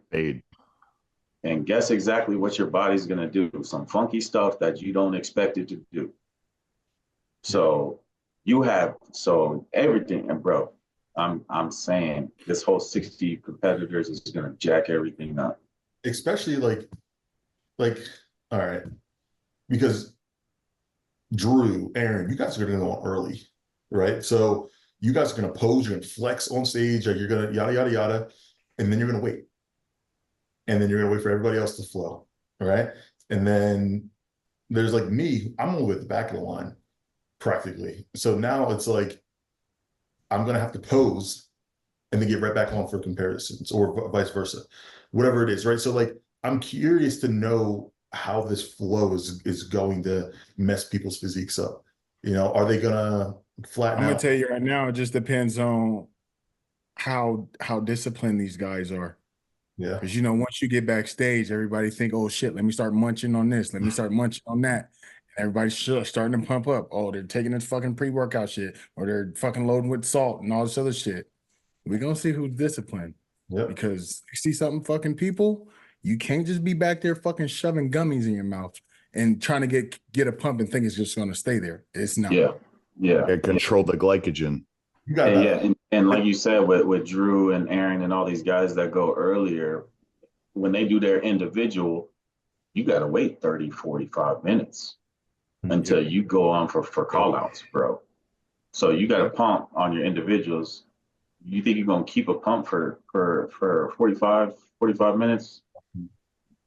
I'm saying, like, it's tough, bro. And like Aaron was Pace saying, yourself. some people are gonna be like, I'm losing my pump. Don't. You know, they don't know what to do because they never been in a situation like this. Yeah. And adrenaline too. Like whether here's the thing. A lot of guys just aren't trained to be on stage. Like that's why stage time is very important, no matter how good your physique is. Look at Jeremy Buendia, one of the best of all time because he has 4 Mr. Olympia titles. When he took a break and came back on, you could tell that his body was flushed. He didn't look how he did on Instagram. And that's a lot of it from the peak or from waiting or from the way that he pumped up or the way that his body just processed nerves and the glycogen. So it seems like he also faded. So how many guys are on that stage that are new that aren't going to be used to waiting this long? It's not like a normal show. So how many looks are going to fade, right? There's guys that get harder as they pose, like how I was in Chicago, because I practice every day, 10 minutes, 3 times a day, to where I just hold my poses still. So my body was able to hold that fullness while utilizing less glycogen, to where I didn't even have to push food. I would kind of maintain it and get harder as I posed. So that was something that I actually prepared for last year. Yeah, I agree. Stage presence is going to be everything. It's a lot of first time people's Olympia. So I think sometimes people might wear that stress and let it get to them. The one thing I can actually say is I'm far from stressed the fact this is the Olympia. Like I am so far from, I think being there before kind of gives you that calm. And one thing I'll say, it's literally just another show. It's just a relief. It's a relief because you made it last year. You know, like you said from the beginning, this is redemption year. But I mean, obviously, I don't get it twisted. I know you guys aren't getting it twisted either. I'm not there to participate. We're there to compete. But having that relief off your back, knowing that we qualified and we're gunning to bring our best. Like obviously, there's things earlier in the season that we learned. We had kinks in our armor. Obviously, me at Optimum. Alex, you wanted to have a better look and do actually more shows than you had planned, but you decided to kind of call it a break. And obviously, Aaron, you knew that you could have been tighter, but that was like the preseason game to the Super Bowl. So you have to do these shows and kind of understand, what our weaknesses are at that point to what we can do to improve and be better.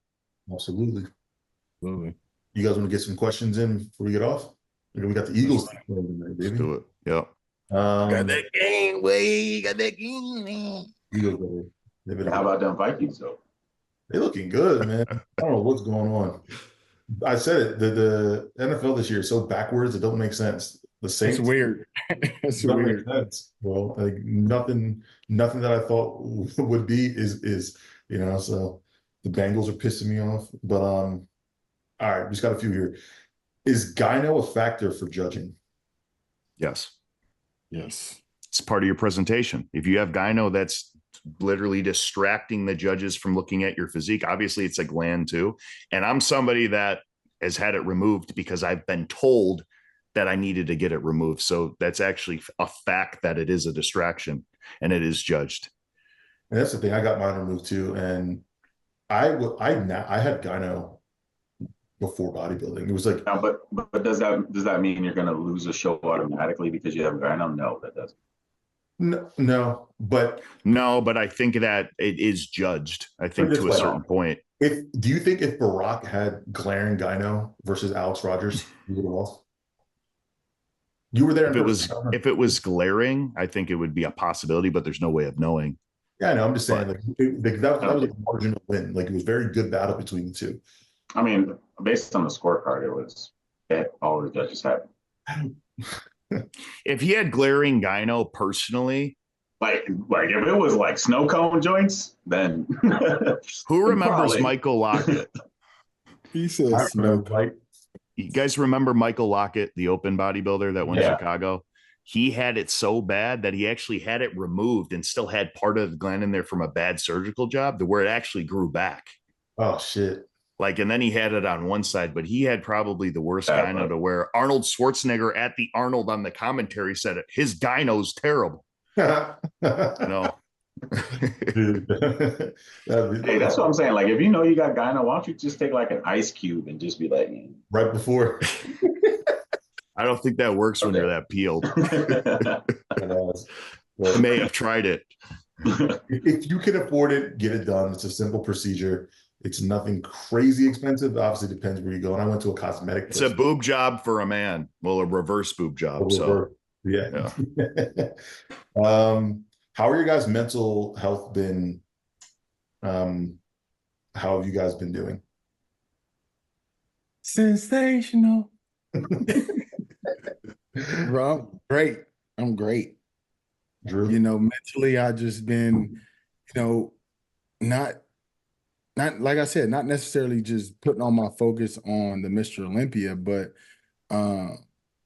just keeping myself busy while I prep for the Mr. Olympia, doing certain things. Like my girl was just here, she just left, so she's been keeping me like kind of locked in. Focusing on this new business that I got that's about to launch here in about 3 weeks.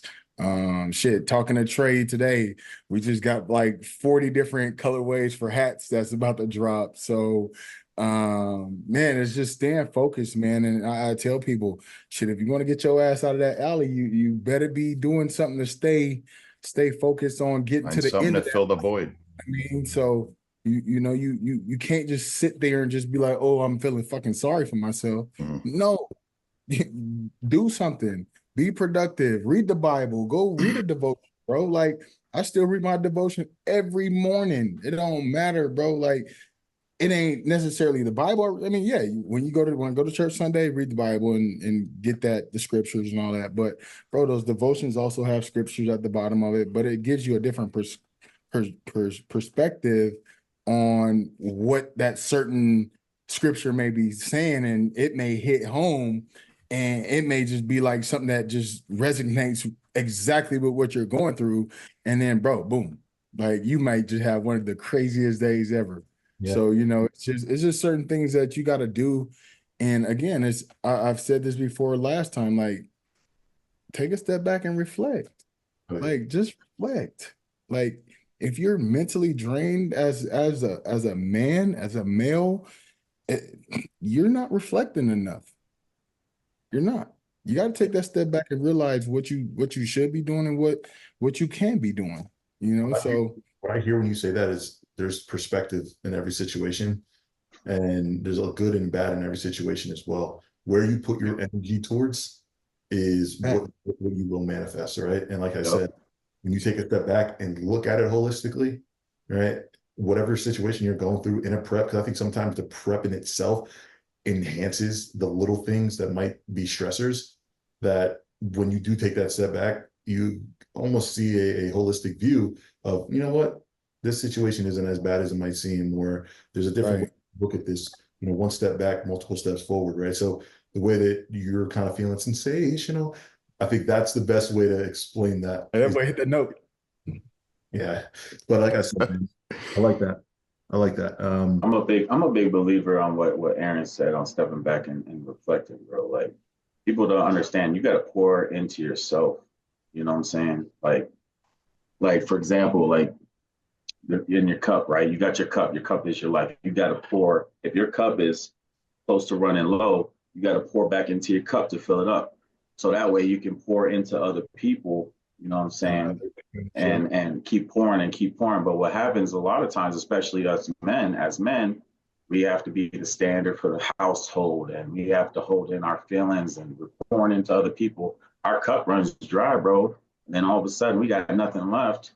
And we try to pour into other people, but we pouring nothing, you know what I'm saying? And now we're empty, and we sitting there struggling with everybody else's thoughts, feelings, and our own. And we have all these burdens that when, bro, like, and I'm in the same place as Aaron, bro. I'm good. Like, just because I took a whole year just to pour into myself, and I've been able to pour into my kids. Bro, I'm gonna tell you, like, not to cut you off, but reflecting has changed my whole perspective on life. It's changed my whole demeanor. It's changed my delivery. It's literally changed everything that I've done going forward from even just last year, even the beginning of this year. Because, bro, like, I'm not saying I was one. You could tell you're different, bro. You're different. Like, I told Ariel the other day. I was like, yo, bro, Aaron has changed. Yeah, in a good way. You know what I'm saying? I mean, you're Yeah. still the same you, Yeah. but No, don't get me you know, wrong. That's you can yeah, definitely that. tell that you're carrying yourself a different way, and it's like you got a new light. You know what I'm saying? And that's Absolutely. dope, and that's good to see, especially as somebody such as yourself that has a platform like yourself that can pour into other people. You know? Mhm. Right. You Right. know, even off stage, you're a redemption story in itself. I have never seen so many people dislike you and then change that narrative very quickly. Like, I'm gonna be real, Oh, bro. Like, there was one point where you were the villain of the division out of nowhere. It's like people are just back in your corner so quickly. You know, it's yeah. crazy how quickly things can change. But I also, let's be real, bro. Like, we've clearly seen a difference. Like, we clearly see a difference in I'm not gonna say your values. I think your values are always there, but I think it's just the way that you kind of went about Carries it. himself. Yeah, Yeah. the way he handles them, the way he carries himself, And everything. it's all on just, of course, maturing, and then even just like I said, reflecting on all the negativity, all the shit that I was going through, even in the past. Like, was it what I was just blaming everybody else, like they fucking attacking me, blah blah blah. But again, I had to check myself, like, you got to switch some shit up, like, Yeah, because you got all this stuff going on, it ain't just everybody you pointing your finger at. It might be that person you staring at in the mirror when you get out the shower and when you go to the bathroom and look at yourself. It's that person, you know what I mean? So it was just like one of them days. It was just, you got to fix yourself, E. Like well, you not have. not only that, but like you said, I think it's also because you were almost reflecting on those negative things. You were drawn to those negative things and thinking about them. Now Yeah, you all you thinking about is like you said all everything you accomplished, all the good things that you got, bro. Like yeah, and when you think about those goodness and everything that God has done in your life and that, bro, you got no choice but to be happy and carry yourself a different way. If you focus on negative things, then you're going to be a negative person.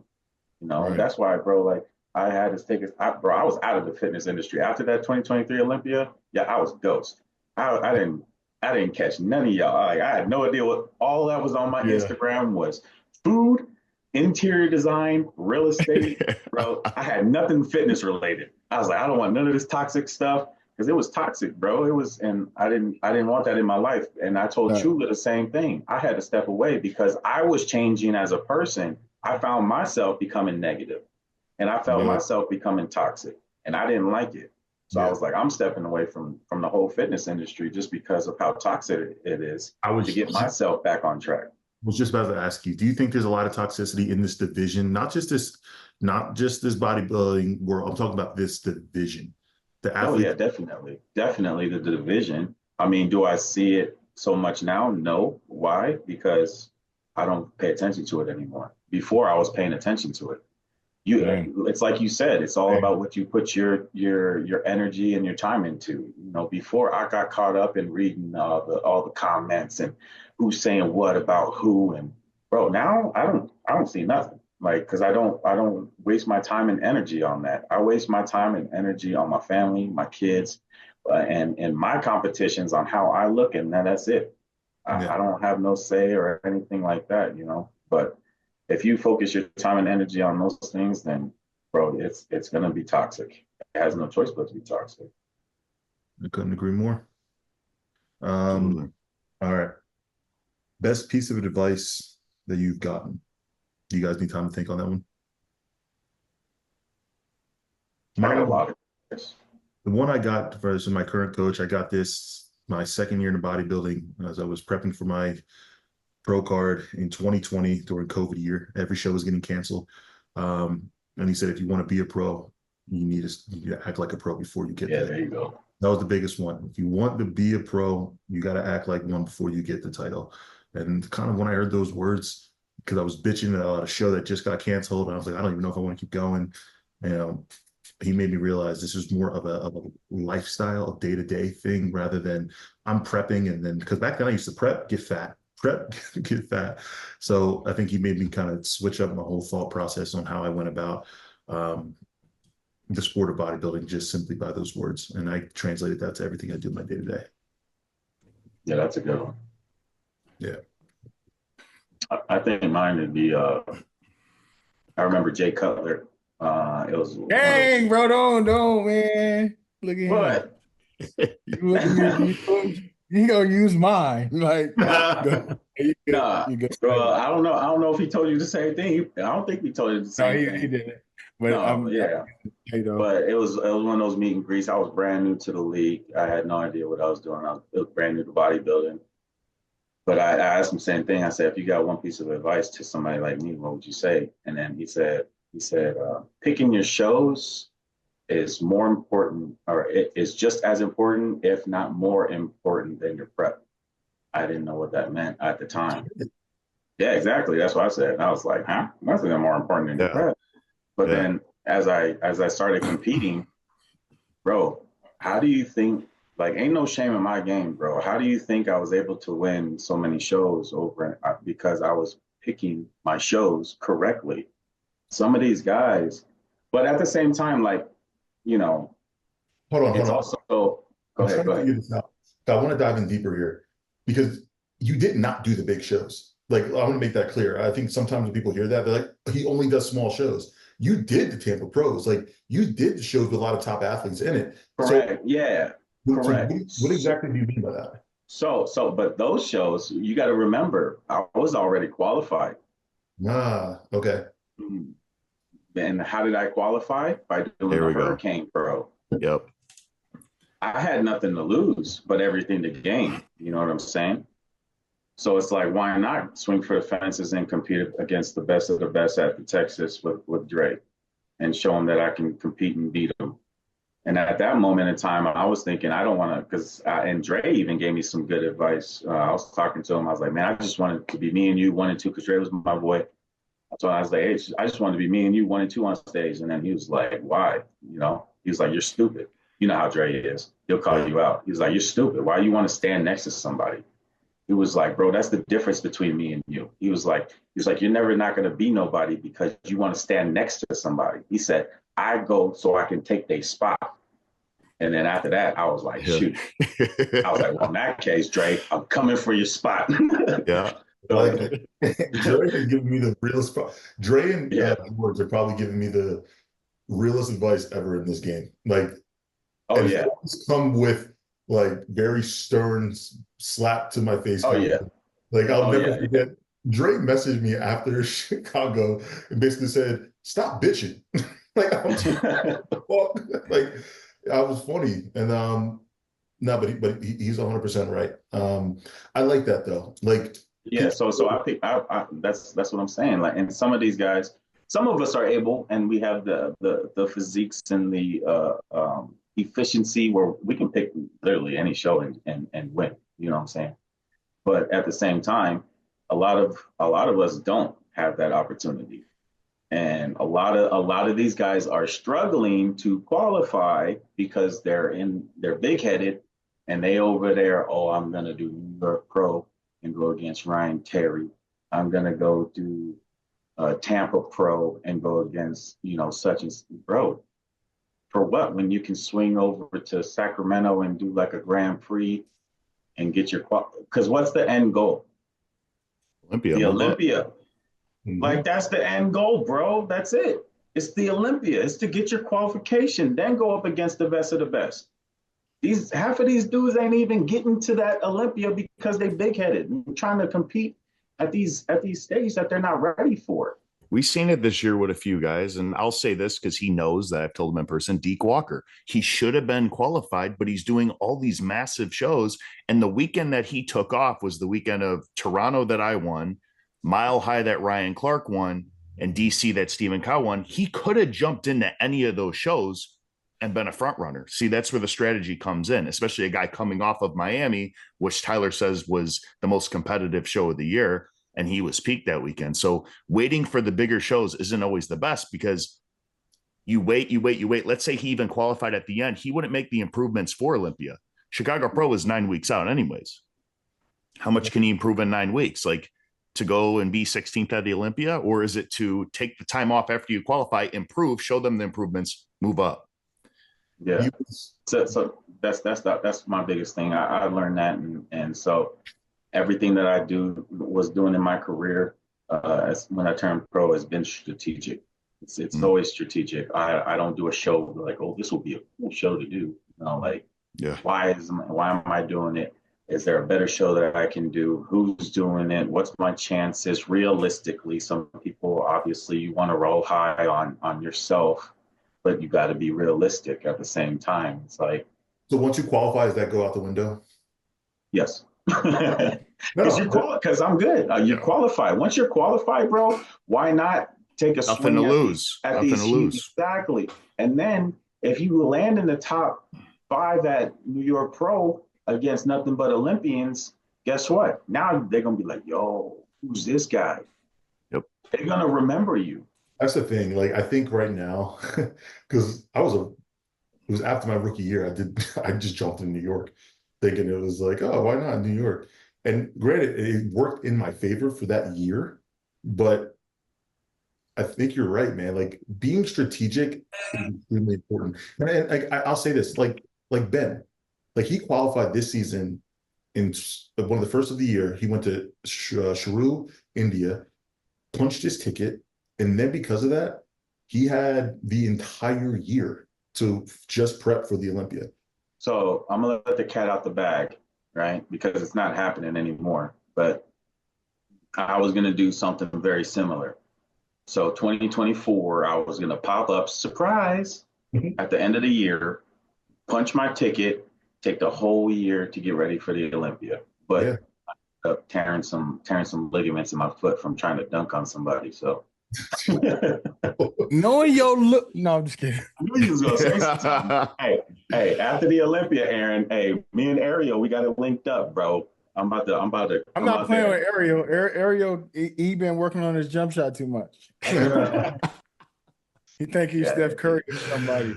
Aaron, what about you? Any advice that you want to give, or best piece of advice that you've gotten? You know, it was just Jay Cutler, man, after knowing I placed third. And because he didn't even see men's physique prejudge. So, you know, of course, at the time I was with Trifecta at the time and walking over to the booth and he said, how'd it go? I was like, I think we got top 3. He was like, chin up. You know, I love when people win, but and I've said this before, but he just loves a comeback, you know. So he's just, it's not really just advice, it's just how he's been, you know, as that person, as a mentor. You know, he's just always been that person to kind of the lift up guy, you know. So yeah, Jay's just one of those genuine dudes who just has always cared from the beginning about my career. So, and he sees it, you know. And even when I wanted to buy, he was just so damn proud and was like, man, now go do what you got to do, you know. And it's the encouragement, and it's not necessarily the advice, but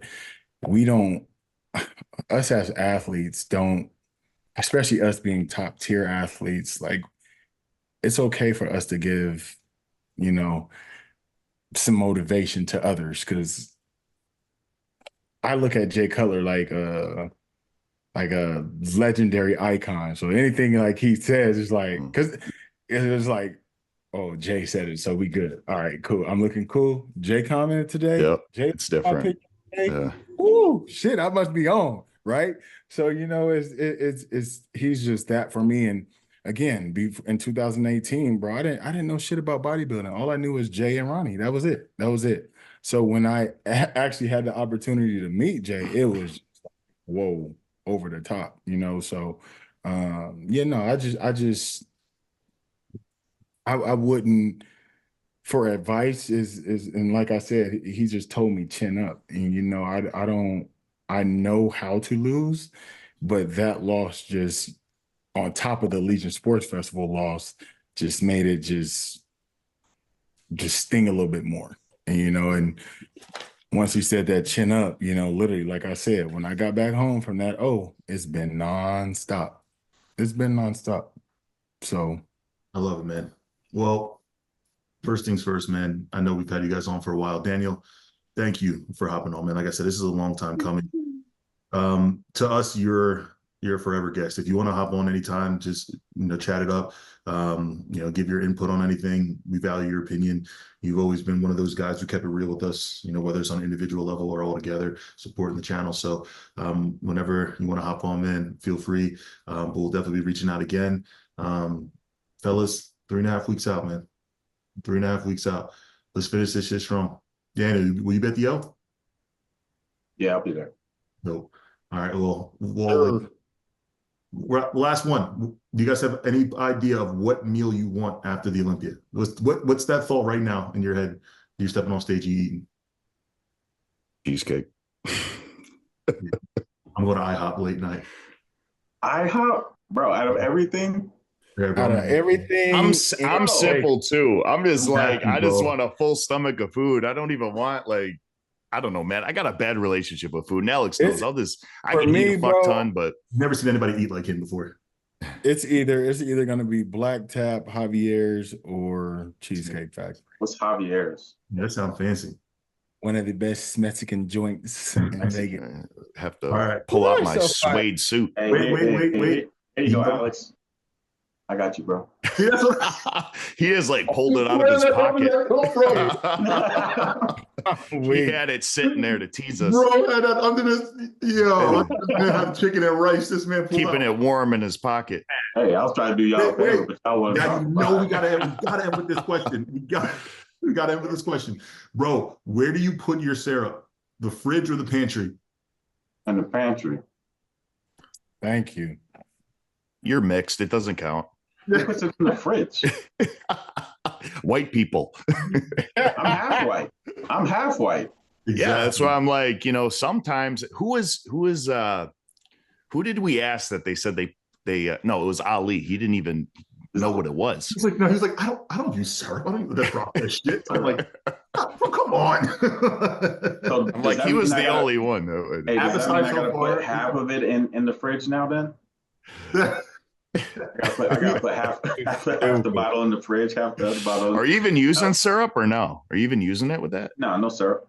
Oh, using it. Bro, cold and raw. All right, fellas, we appreciate y'all. Just so y'all know, these shirts will be coming out soon. All the proceeds will be going to a shirt or a show that we will be sponsoring next season. We've already starting to lock those down. But as always, guys, we appreciate y'all. Make sure y'all share this with a friend. Comment below. Keep the men's physique division moving. And as always, we'll see you guys.